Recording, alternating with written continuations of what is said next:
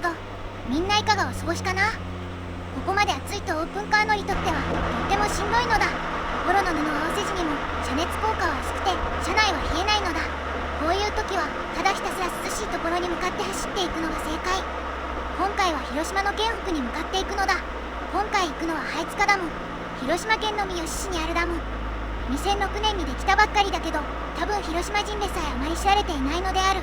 それじゃまずはダムまで参道、峠をドライブしていくのだ。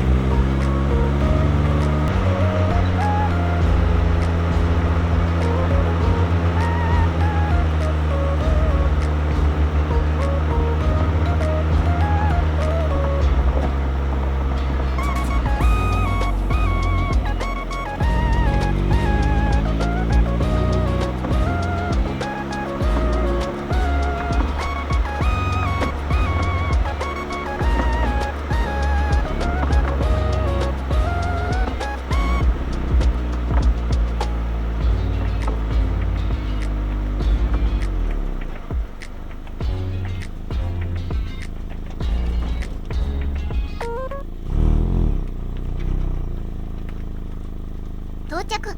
誰もいないのだ。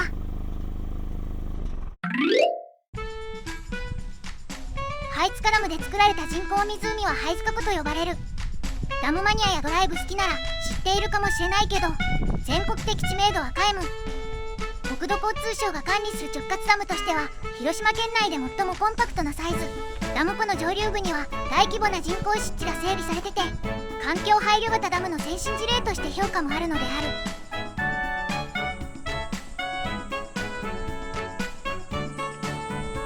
ダム周辺のいいところは風が抜けるので意外と涼しい。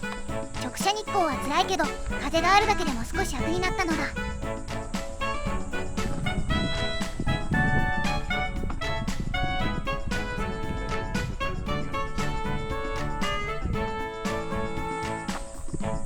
巨大建造物最高だぜ。派手なイベントがあるわけではないので混むことはなし。オートキャンプ場やコテージ、モトクロスなどが楽しめるので静かに楽しむには結構いいかも。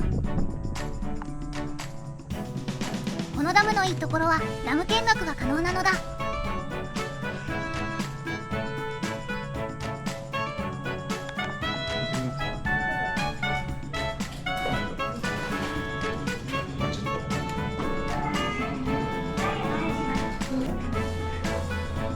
街のビルのエレベーターと比べるとごつめ。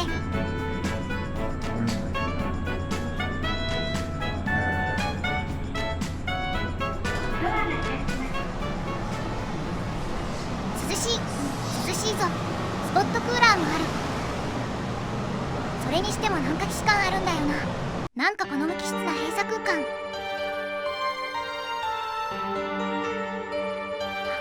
ハゲたおじさんが向かい側に来るような予感。8番出口。何か違和感あるか？大丈夫かな？この模型とか怪しい。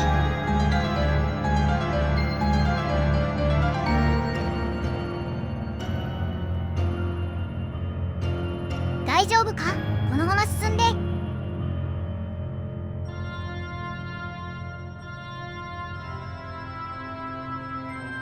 大丈夫そう。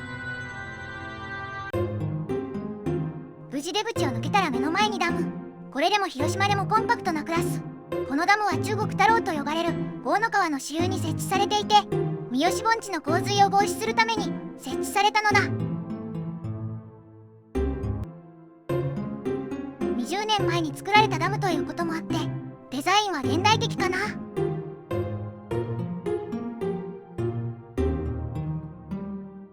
かつて日本は水力発電が主役の時期があって、夜間の電気を使った EV が走り回ってた時代があったのだ。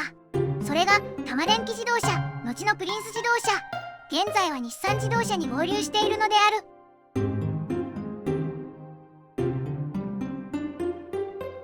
最後にダムの姿を目に焼き付けて次に行こう。この8番出口みたいな通路を使ってな。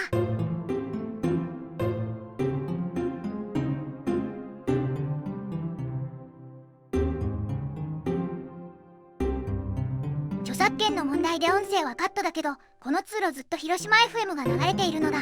というか流れてないと人気がないのでかなり不気味だと思うよ。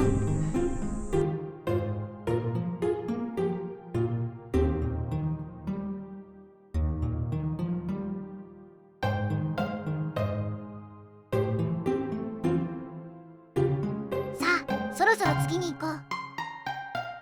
それにしても暑い。暑い日は必ずクーラーボックスに飲み物を入れておこう。脱水にならないよう気をつけてね。